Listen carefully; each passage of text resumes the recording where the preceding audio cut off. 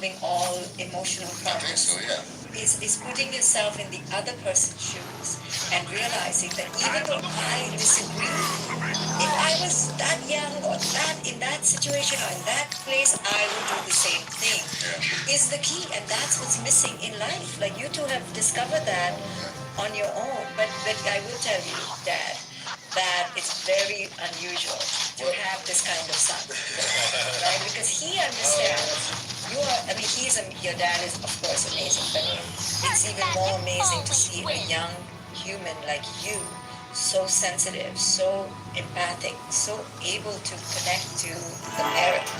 Well, I think that's that time is the only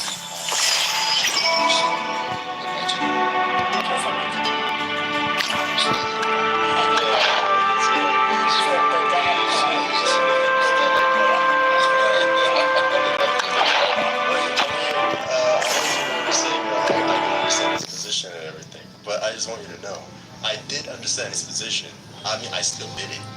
Yeah, but it doesn't matter. But that's even better because you still said you owned your own choice. You said, I love my dad. I understand where he's coming from, but I need to be true to myself in this moment and give myself this experience for myself. Even though I know as an adult, I may think it's stupid later.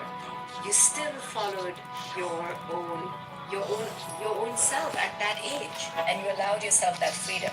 But let's talk about the dad part, right? This is what traditional parents always like to pull, the parent card. You know, I'm your parent, and you have to do as I say. And when you raise children in that traditional way, putting the card too many times, you are actually destroying the trust, the connection. I always tell parents in conscious parenting that card is a powerful card. Wait to use it. Wait to use it. It's so funny because in my parenting, you know, when I use the parent card, so I talk to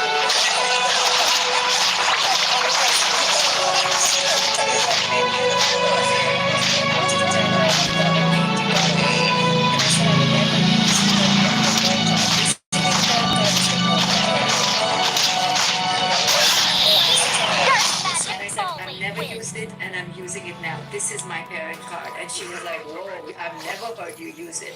And it worked for a little bit. Made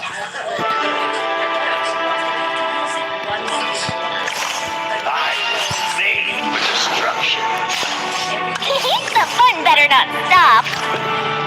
All your credibility. You use the card so many times. And then it's become useless. And not only it's useless, it's actually destroyed the child's ability to figure out their own yes or no. Yeah, that's true. You know, when you go in too fast and you say no, that child is so repressed. Yeah. And that's the child you see in their 20s becoming, you know, an addict or getting 20 tattoos because they have been so repressed for so long. It's like taking medicines too long, too much. It becomes habituated. Yeah, and it doesn't work. It doesn't work anymore.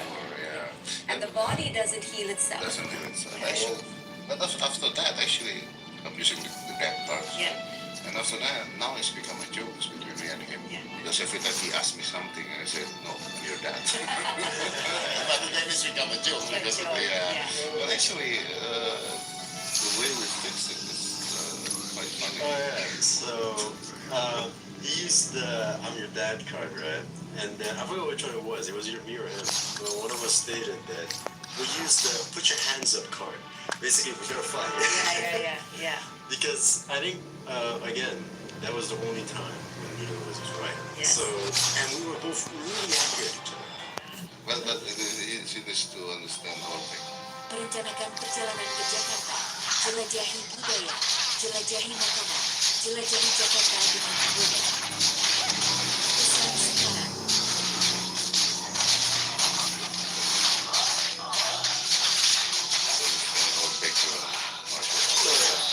So basically, like, he's master martial artist, right? Like Wing Chun, everything. Taekwondo, Jiu-Jitsu, and every martial art, like, he knows. I'm also kind of like that. Like, I do boxing, Jiu-Jitsu, Taekwondo, And I think in like some parts fun I'm better better not than stop. that, and in kicking and everything he's better than me at. So I know that if we fight, it's kind of like even. Wow. So that's why I'm not scared if I'm being I love that. like, if I'm being like, all right, we're gonna fight. I I'm not love scared. that. I love that. Let me ask you both a question because you both are so accomplished and you're both, in your power. How do you as a dad make sure if you do make sure conscious of not overshadowing and you as a son are you trying to be conscious of making sure that you don't compare yourself all the time? Well, maybe this is not direct answers, but let me finish that story first. So we basically teach both of his parents using gears Oh yeah? and we fight. Wow. Yeah. And then I'll be laughing each other. Yes. Yeah. Yeah. But this is not for every parent No, because no, we no. love martial arts. Yes. But a couple months after that, I come to him when the situation is better Yes. and the problem is gone.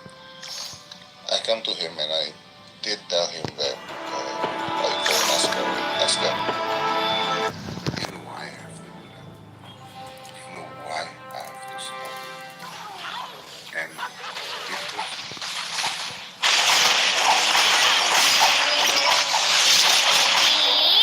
Dark magic always wins.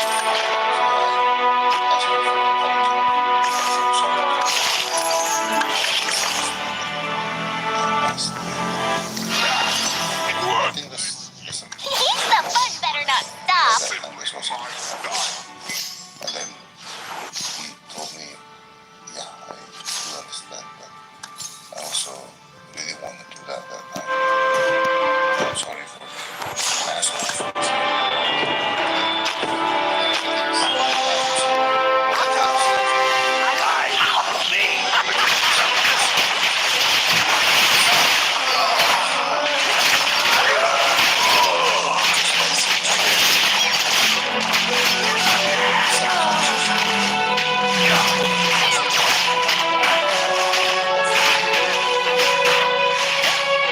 Dark magic always wins. So if I can be wrong means my life can be wrong. The decision I took can be wrong. The path that I took can be wrong. So I can only teach you what I think is right, but I can be wrong. Yeah.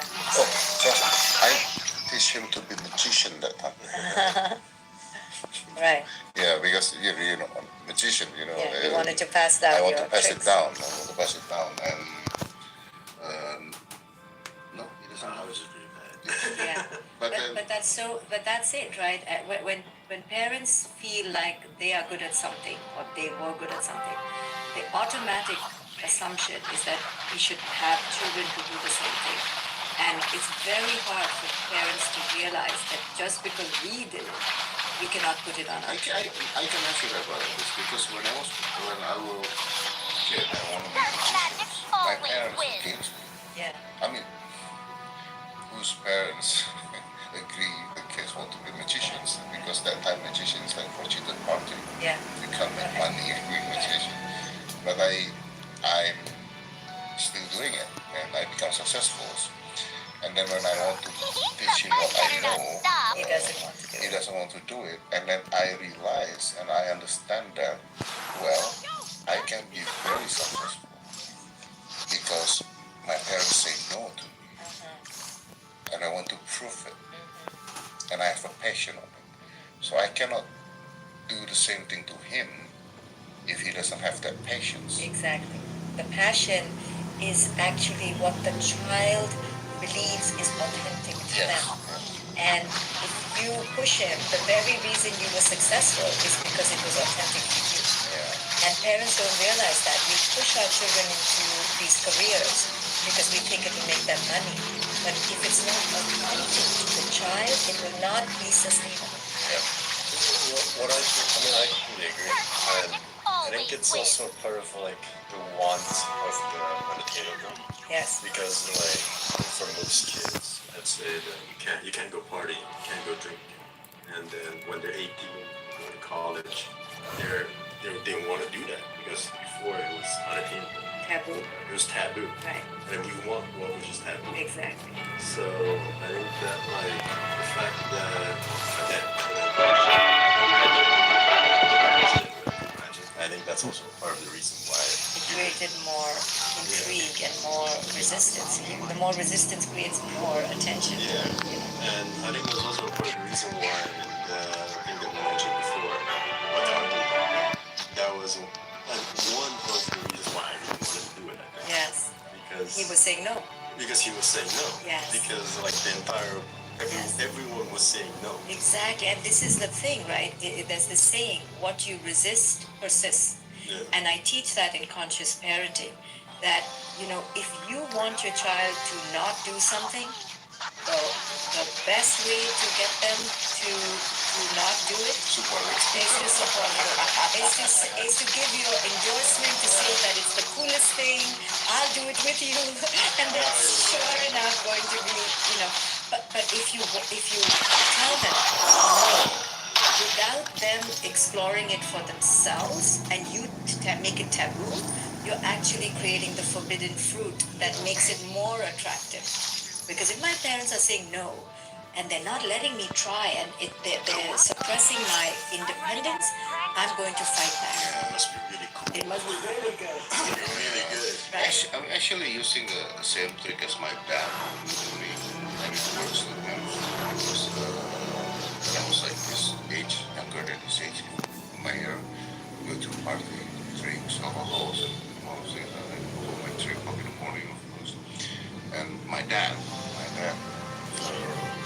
office worker, right? So he has to wake up at 6 to prepare.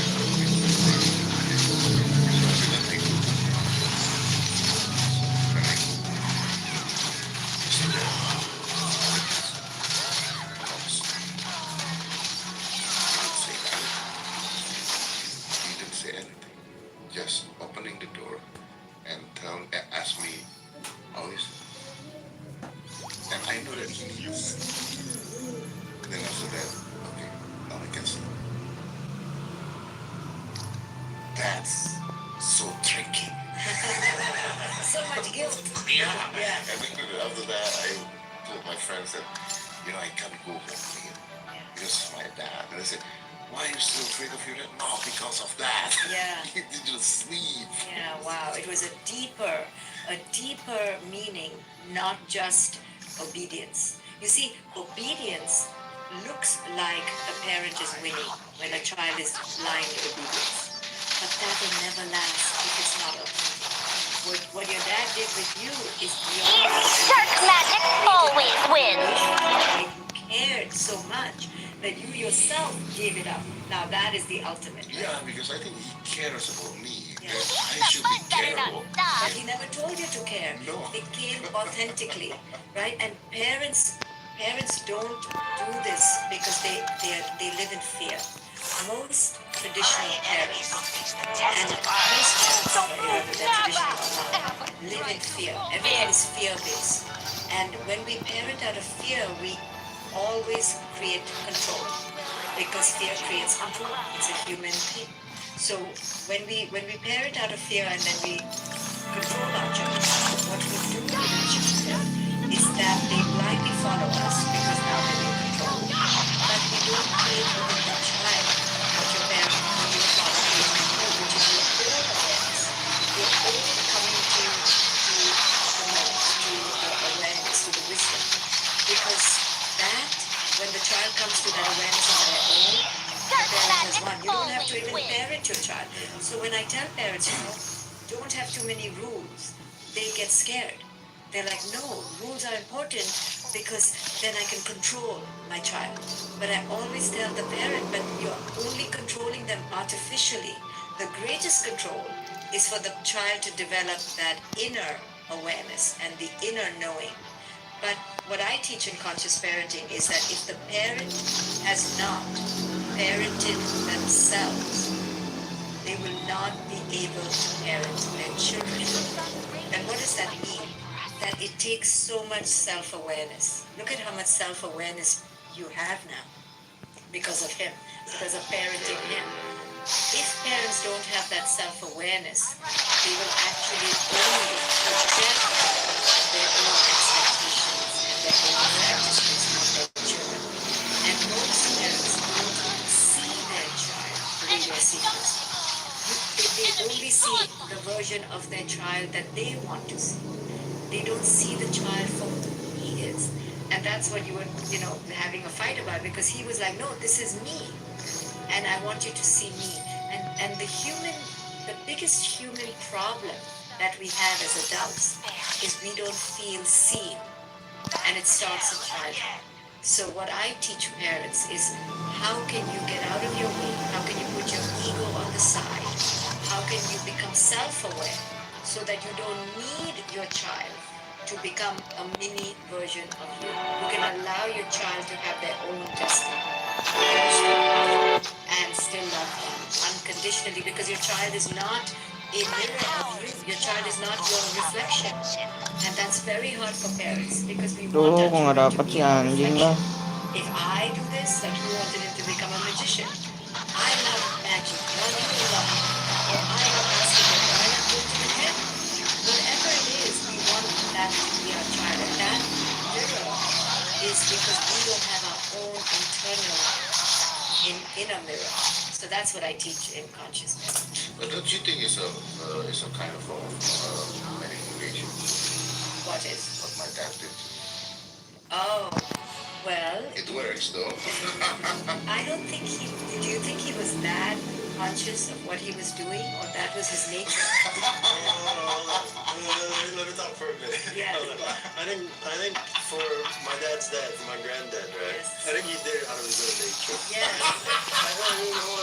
Right? I think that he was just being nice Yes. and was like, okay, you know what? I want to make sure my son's okay. And Yes. I think for my dad, He felt manipulated. no, I think he was manipulating me, because what I'm thinking is he knew it worked. So he was like, okay, exactly. So like, we're going to follow what works. Yes. It wasn't natural. Exactly. But Like, it was it's natural. okay. But you know what? It's okay. As a His defense, it didn't work. You got the fucking drums. Kontol. I would stand there, not sleeping, and say, I just want to sleep. Fuck. Anjing lu baru dapet tuh lah. Kontol.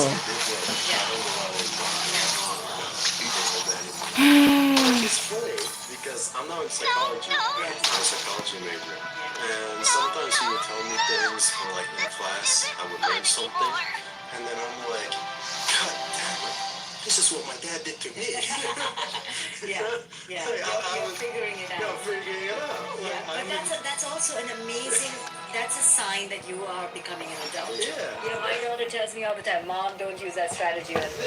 Mom, it's not gonna work." I'm a mentalist. That's good. It's good when you realize these strategies, and then you can consciously choose them or not choose them.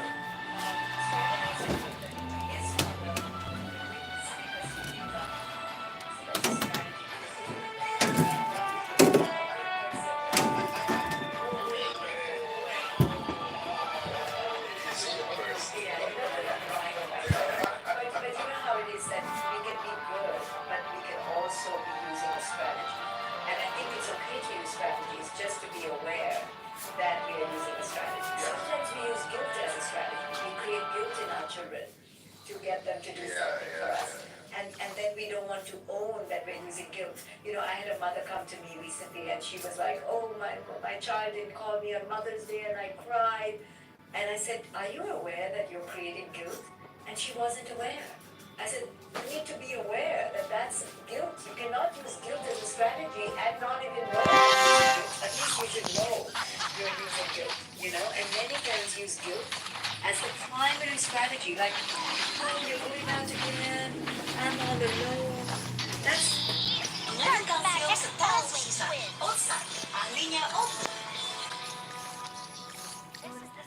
That's not good, right? When we use guilt as a strategy, and many people use guilt, and they don't even know they're using it. Okay. This is conscious. You know. Yeah, conscious strategies are okay. So what's the difference between that and what he did? The fun better not stop. It's conscious. If it's conscious, I tell you the difference.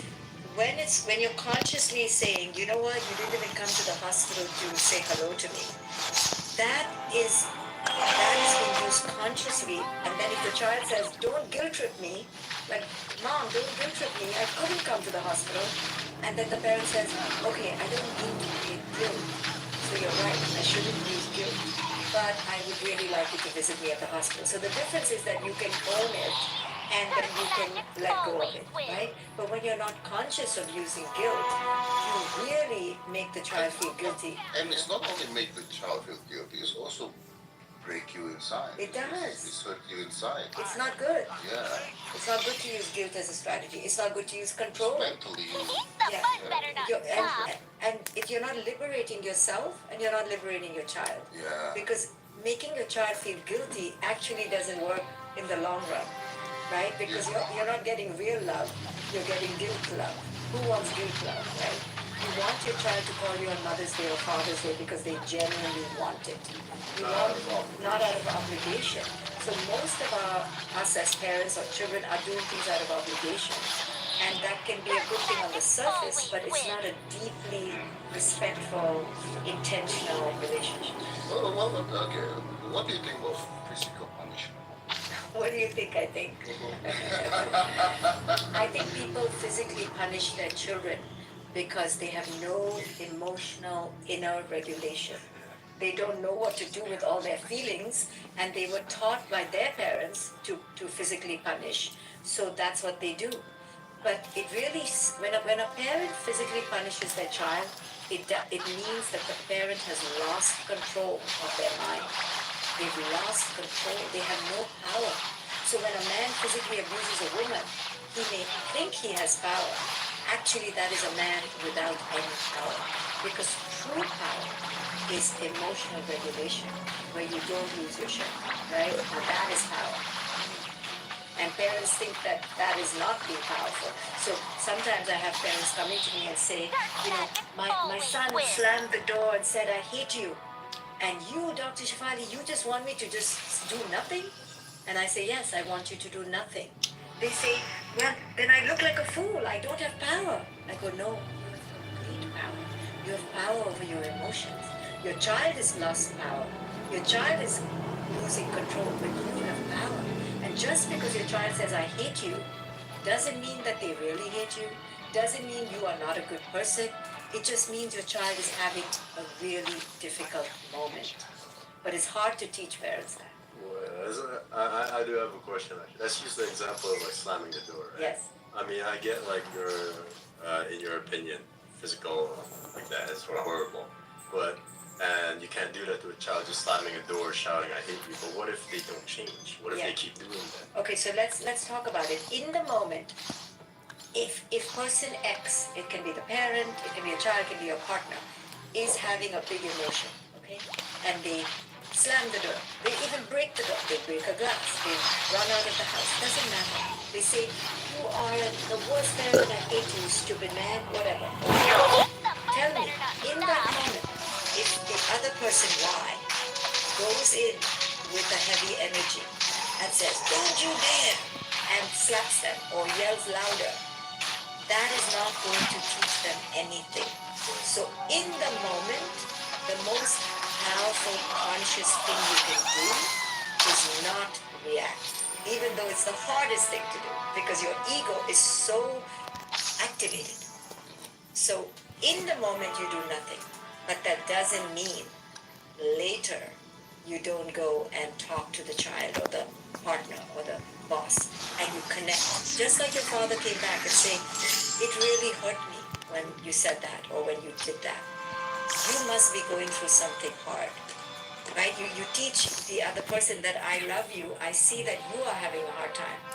We need to talk about this because we need to give you better tools to deal with your feelings.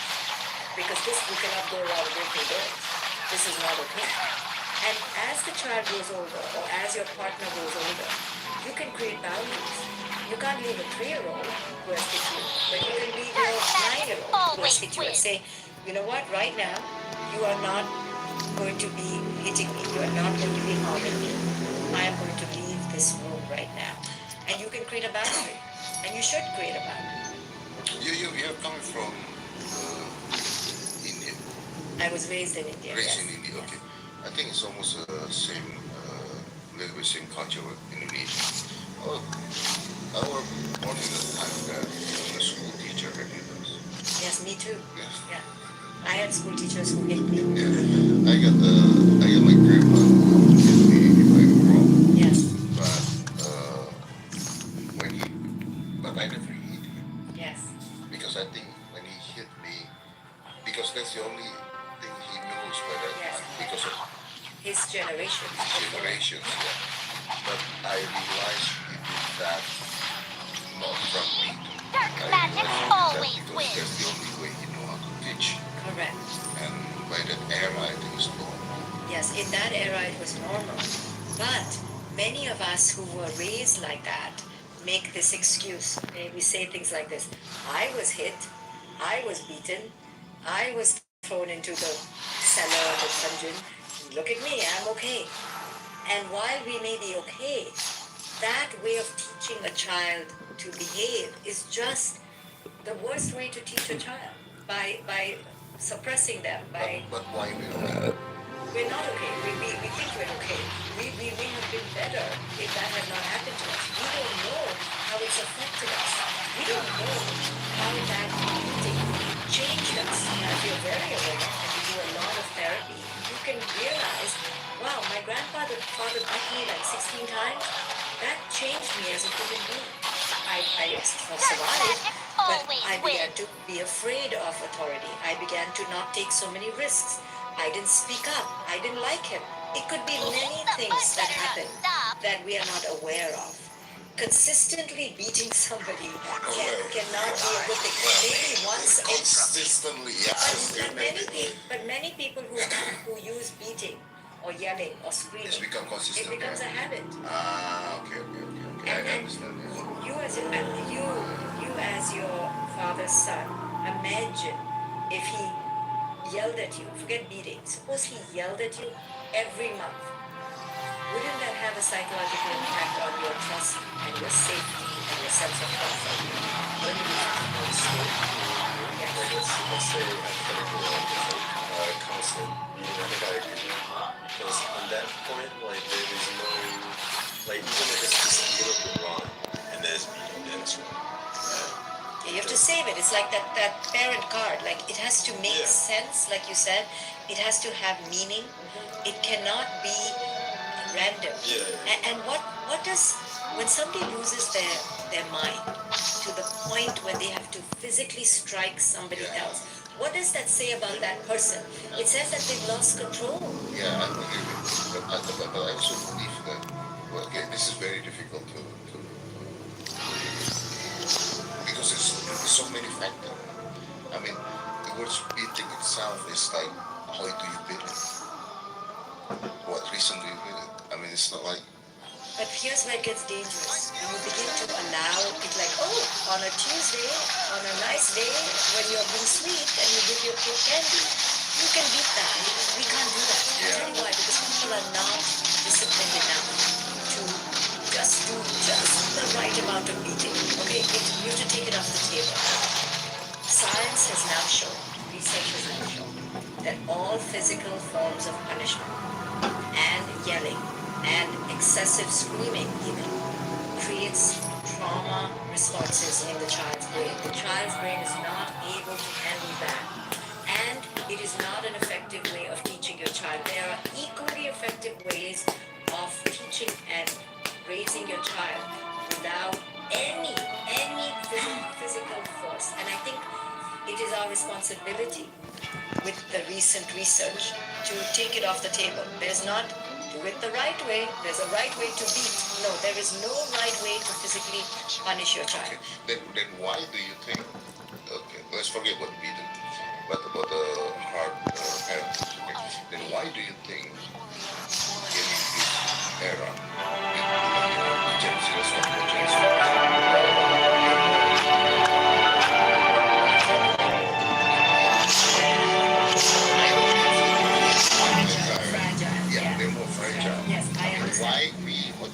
in that era that our parents beat us, Yeah, we're tougher. we're tougher. Yeah, okay, so we are making a false correlation, which is simplistic. We're like, you know what? The reason why these blooming millennials are so fragile is because we didn't beat them up. That is a very simplistic, false correlation. Okay? It must be because we should beat them up more. No. The reason why millennials are the way they are is because of us. And I'll tell you why specifically. We were raised with such a strong focus on achievement and performance, and we wanted to outdo our parents. And because of that, we overdid it. And with all the technology, we have now created a world for the millennials and the Gen Zs that your son is now, right? You're Gen Z, right?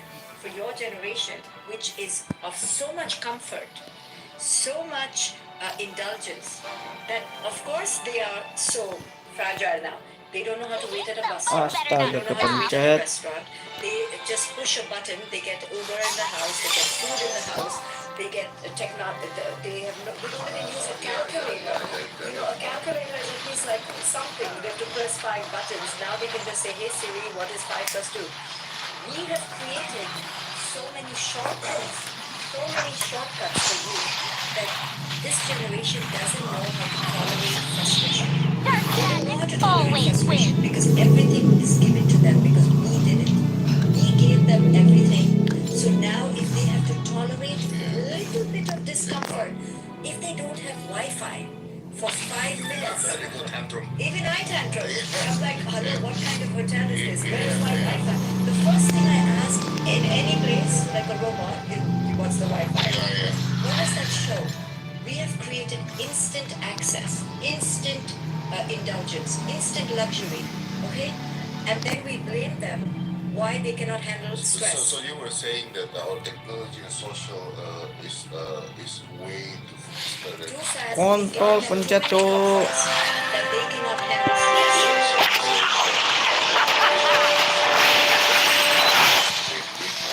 Exactly. It's frustration tolerance. It's not beating your children. When we were being raised as children, we had to wait at the bus stop. We had to wait for good food. We didn't have good food at our doorstep. We had to eat what the mother made and eat toast and butter and be happy. Now they can look at menus. Oh, what should I eat today? Huh? We never had that. I will make a lot of jokes. We have a viewing time is when we go to the toilets. Yes, exactly. Because we don't have a phone. No, we do take the phone. You don't take the phone. No, that time. Oh, that time, yes. We don't have a phone, we don't have a smartphone, we don't have anything. That is the missing piece. That is the difference. And it's not even our millennials' faults or the Gen Z's faults. They are not brats. We have given them too much So access. how to deal with it? Well, now what to do? At least let's not call them brats. Let's understand that we have created the monster by giving them access to too much. We can also look at them as, look at your son. He's like amazing. We were not like him at 18. Look at how he can have a conversation. I see that also in Gen Zs. They can talk. They're politically informed. They don't feel afraid to go to celebrities and to a top because they're raised with that equity, you know, that I'm the same as everyone else. They have a lot of positives that we did not have.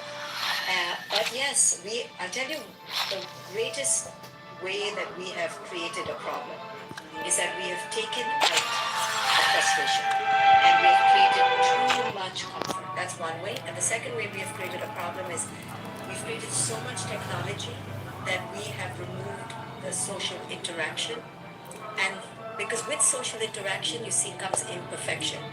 So now they're watching porn, and porn says, oh, we can have perfect sex. There's no such thing, right? And then they get a real woman, and they're like, hello, why aren't you acting like the woman on the, you know, on that website? Or our daughters are growing up with unrealistic standards, looking at all these women with filters and looking beautiful. Then they look at their own image and they go, that's not me. Or fake. It's all fake. So we've taken out the real social relationship. Even if you watch porn, now people are easily get linked to the porn, right? And they enjoy watching people doing it. Yes. But they when they're doing it, they like They're like, hello, where's the good lighting? What should I do? Yeah. Why is this woman not making the same Yeah. sounds? It's And- become like a movie. Everything Yeah, is a movie. that's true. And even by our time, I'm not Yeah. you and me, by my time, if I want to watch porn, oh, I need Work hard. to work To get to hide it. to hide it and to find the good one. Yeah. Now you just can go, CPF. I don't like this one, I go to You this skip, one. you skip, You're you skip, skipping. you skip. The options. Look at the options. So now you're stuck with this one person, whoever that is, and that person is imperfect, doesn't act, is not filtered, doesn't act like the movie director is directing You can't her. skip. No, you can't skip. That's why you have to be able to handle it. And they will do that. They will know how to deal with it. That's why we're raising a generation of boys, especially, who are called incels, right? They're not going out there. They're not dating because they don't want to deal with the headache of the rejection, of the imperfection, of the woman who tells him that he's not good enough. So he likes to be in his fantasy world. Certain madness Yeah. always I wins. mean, like, why do all of that when it's right there, your computer, right? Yeah. Like, why go on Why a go date? on a real date when I have 15 women I can date on my computer? There's like AI girlfriends now. Yeah, girlfriends, but that's why OnlyFans is so popular. True. Because you can have this fake relationship My God, where she I never, can't understand that. she never says no. Yeah. Isn't that amazing? She Yeah. never says no. Yeah, this, yeah, as you can say, I'm proud of you. You're amazing. But that's creating fragility. You see, that's what you're talking about. The softness, it comes from this kind of fragility because of too much access, too many options, too much comfort, not because we're not needing them. Yeah. So how? How what? How to fix that? Well, it's not a fixable. Nothing is fixable in one moment. It is a social dilemma. We are facing a crisis, and we need to be owning the crisis. So, as parents, okay, I'm going to talk to parents. First, I'm going to talk to parents of young children. They need to listen to us, older parents, and realize that the worst thing they can do for their children is give them technology. And the thing you said in the beginning, presence. Children need our presence. So parents need to get off their phones and be more present. Now what do you do with your older child that's already ruined? Create connection. Be there. Let's have more conversations like this. Let's you and I, right? We cannot wait for the government to change. We cannot wait for the schools to change. But you and I, in our lives, can more and more put the phone down. Can more and more have real life conversations. Like, look, I came an hour and a half to talk to you today because it was important to me to have a conversation. I could have done it on Zoom, but it's better to do it in person. I don't like doing Zoom. Yes, it's so different. I always reject people who want to do podcast with me from Zoom. Yes, I can't. yeah, it's so different being in the room like this. Yes.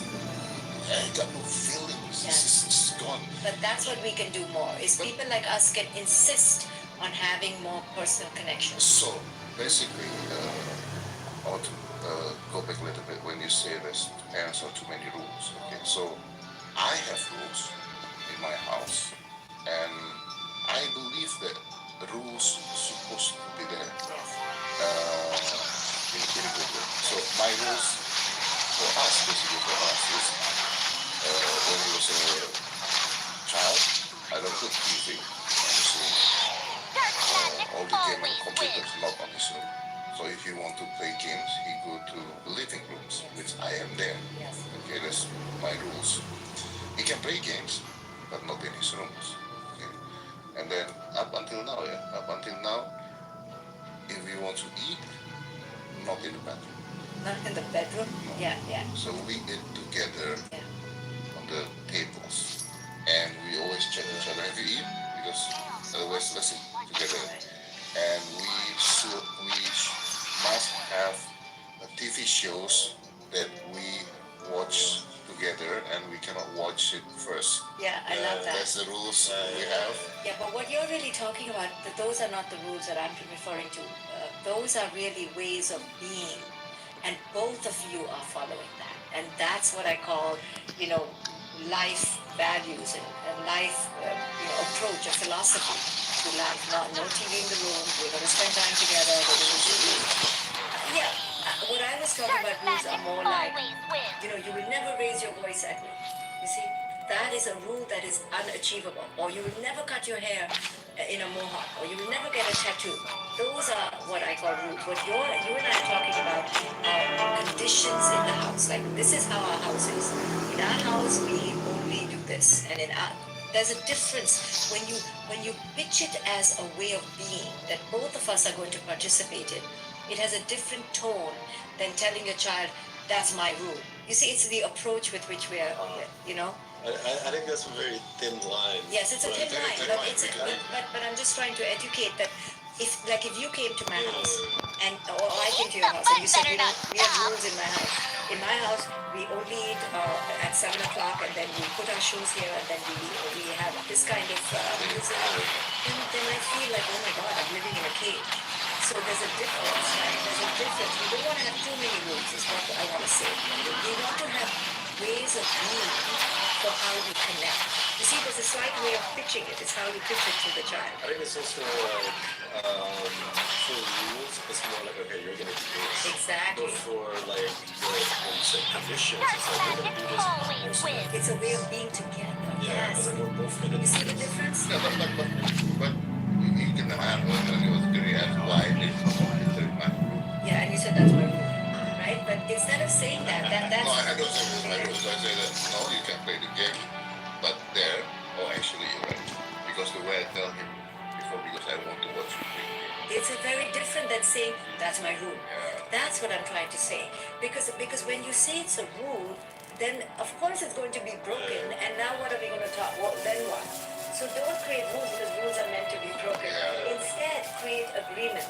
Agreements for both of us. And then if you break it, it's not like there's a punishment. I think for rules, there's two conditions really for why me and my dad were. Because like firstly, every time let's say go to a rule, it's always like understanding. That's what I'm The Like person always that actually always gives a wins. reason as to why I'm gonna do that. Like he never just says don't do this. Why? He's like, why? Rashi does that. He always says this, Yes. this is why. Second, I think it's also because like he does the same thing with them. Yeah. So you do it together. Yeah, like Yeah. for example, the most recent one was he knows where I am now. He has Tracker. it's like GPS tracker. a GPS on my phone. Yes. And like before, I was a bit like, okay, why? What is this? What is You don't trust me. yeah, like you don't trust me.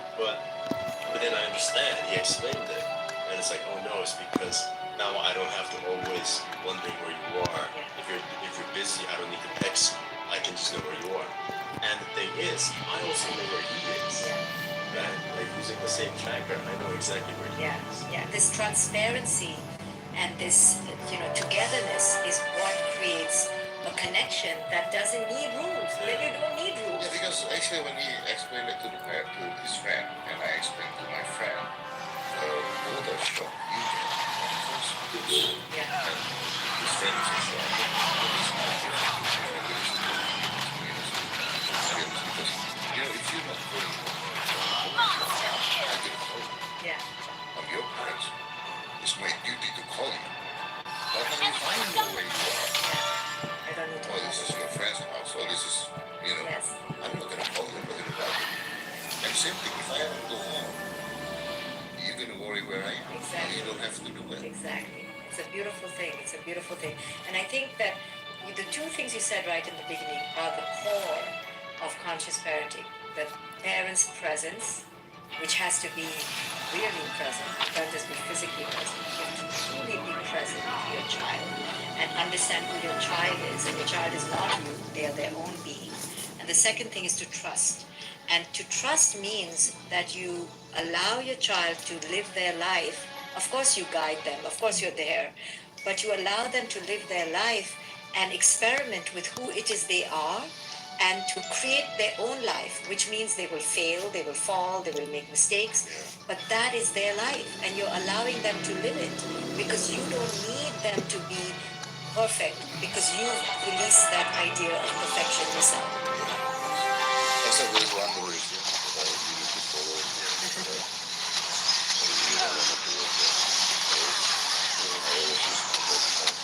Which one? Every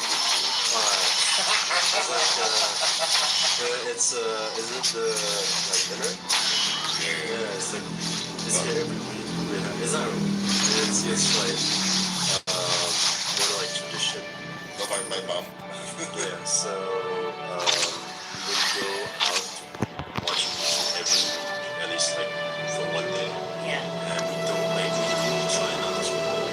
So it's tradition. Every week we have to watch a movie. We have to, That's and it's like your it's thing. not just us. You're not telling her those, no? What do you mean? You're not telling her what you Why don't I want to do it? Do you get that? Why don't I want to No, do it? because my parents always doing that before, right? And then my mom now is like almost 90 years old, And she still does it? and if we don't spend time with her, Yeah. there will be no more time. Yeah.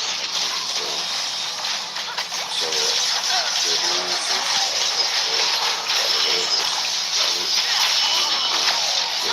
visit her, see her, and okay, because if you don't want to go visit her because in the house you can't do anything, right? Okay, bring her somewhere, have a dinner, watch some movies, even though she's sleeping together, that is the rules, and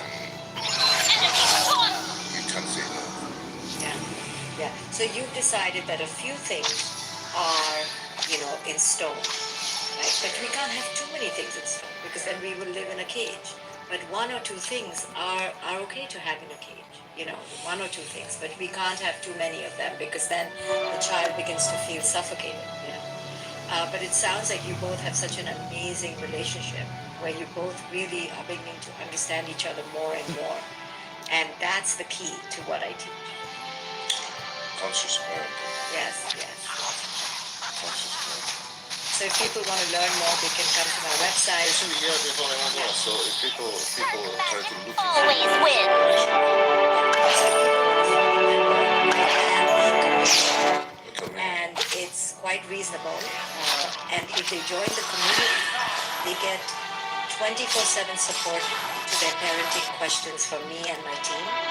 They get all my workshops. I do workshops every month where I teach about boundaries, I teach about screen addiction, I teach about emotional IQ, emotional quotient, EQ. I teach all these things in my community, so people can join my community, so they can find that on my website, drshefali.com. Dr. Shefali. Yep. I also have an institute where I train people to become a coach like me, so maybe your son will do it one day. And I have an Instagram account so people can find What me. is your Instagram? It's at Dr. DOCTOR Shefali. But if people join my community, that's the best value because I teach so much free stuff there and they can get it off. Is that also easy for someone to see on private school? Yeah, people can book me privately as well. So I have that. But then I have lots of coaches who are at a different price point. If it's too expensive to book me, they can book one of my coaches. And so, Indonesia is really one of the few places that I have felt in life that has created the perfect integration of East and West. It still has the Eastern values that I grew up with, of a deep connection to the universe, deep connection to each other, community. It's also very progressive and advanced, and an individual can be an individual, but it also has community. Dr. Shefali, thank you very much Thank you for having me. today. Thank you. It's such a pleasure. It's just an honor, and I hope these conversations can Inspire people. inspire people, and also if they want to Kontol, get kontol. book, it's also in Amazon. Yes, I have lots of books that they can start. And I have a lot of courses. I think courses are better because it makes the book more relatable and understandable. They can take my workshops, all in my community. Okay, well, nice to have you here. Thank you so much for having me. Thank Hope you you. enjoy Indonesia. Of course. Let's close this. 5, 4, 3, 2, 1. And close the door.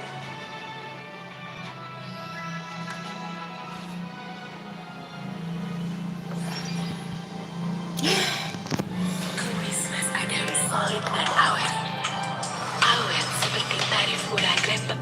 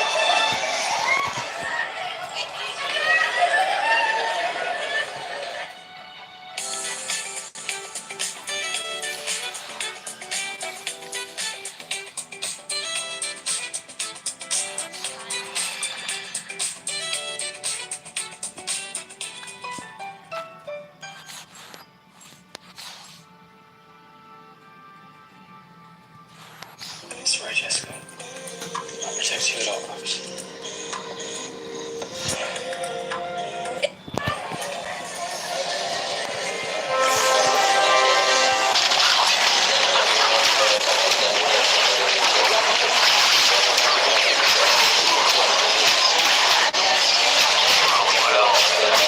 You're up for the next race.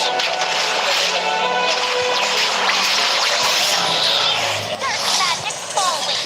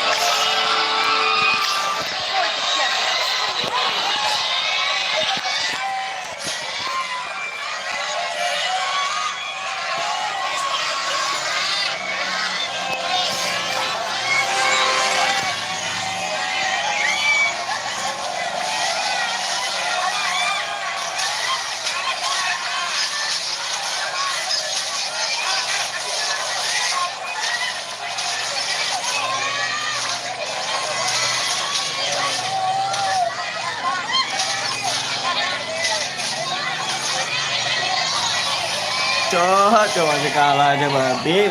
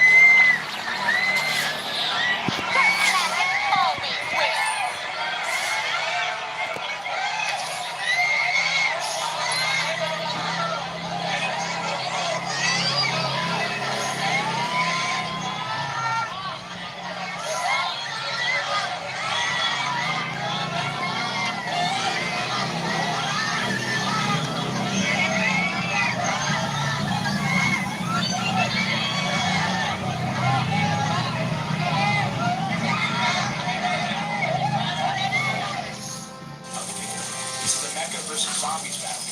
You can assemble different weapons to annihilate zombies really quick. Flamethrowers are more effective against regular zombies, which barely scratch the armor guns. Let me finish off these small fries first. I'm on your eager to get into the action. Let's transform into a tank mech and blast the bloody path with rapid fire.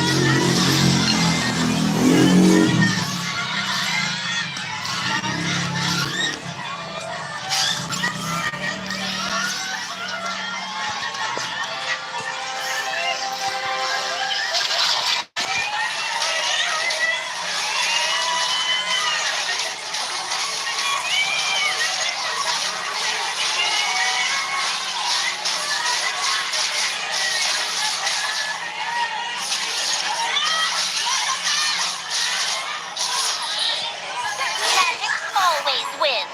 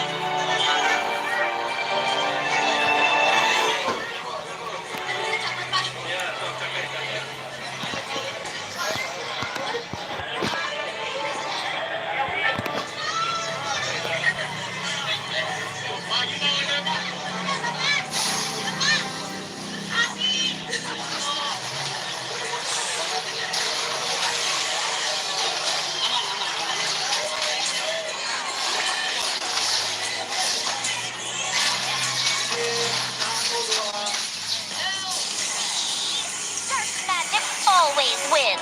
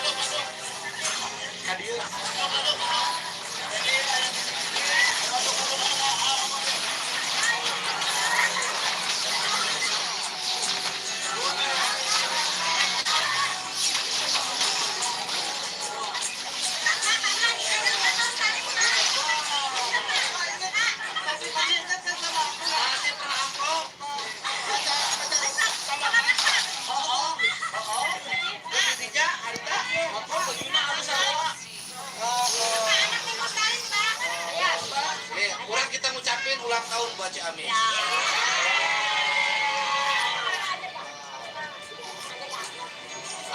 Ini saya bersama warga Ciamis mengucapkan selamat ulang tahun Kabupaten Ciamis. Silakan ngomong. Silakan ngomong nak. Selamat ulang tahun buat Kabupaten Ciamis. Semoga.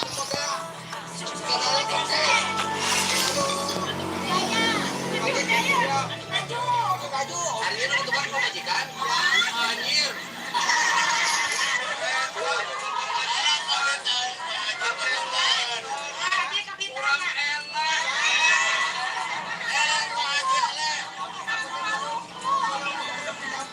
Pekerjaan Pak, dapat 4 tahun. Walaupun belum punya pekerjaan, punya istri. Punya duit kan? Ayo bisa pakai motor. Punya duit kendaraan. Yang modal. Dagang naon. Terus kurang dari modal 5 juta.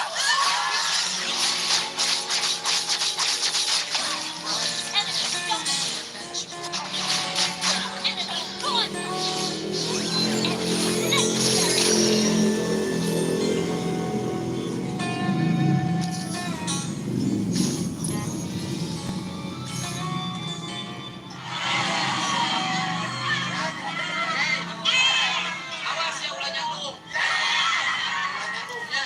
Ulah nyandung gas. Oke. Cium, cium.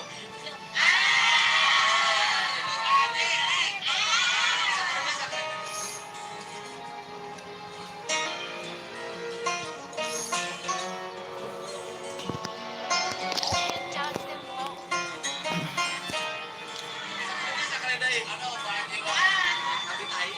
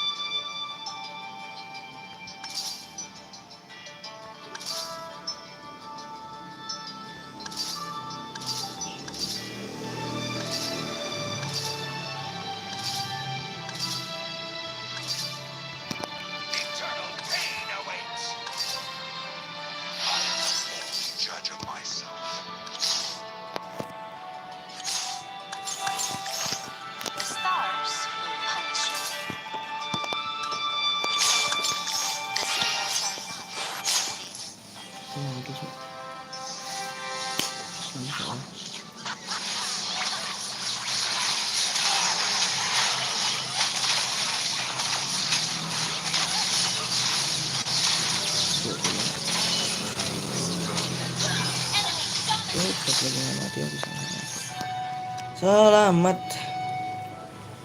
Selamat hari lebaran minal aidin wal faizin. Mari bersalam-salaman.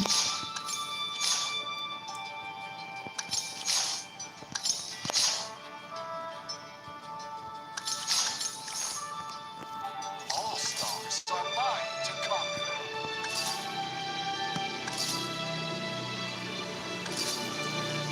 I'd do anything for my sister. Anything. The scales are not in your favor. Balance must be judgment. I'll make this.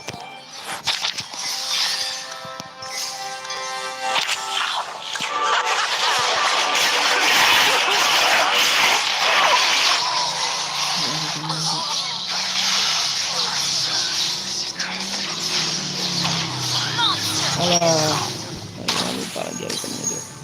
No, no. Lamaan.